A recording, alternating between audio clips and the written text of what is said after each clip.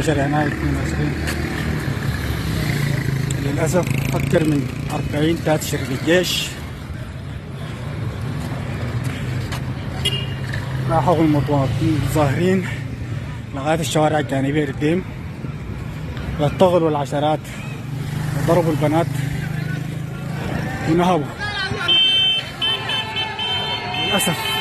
للأسف ديل الجياش عساكر بتاع شرطة الجيش ضربوا المتظاهرين واغتالوا البنات، ضربوا بومبان والرصاص حي في الشوارع الجانبية في الديم والسجانة.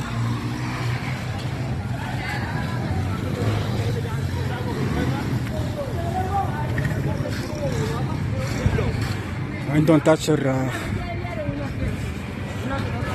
وقع في الخور في مطرمبة الغالي.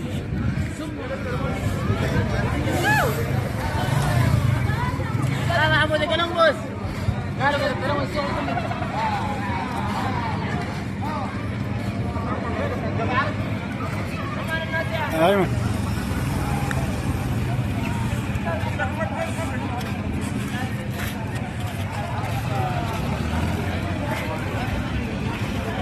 قوات ترتدي زي الجيش تقوم بالاعتداء على السواق، تطلق قذيفة الدوشكا.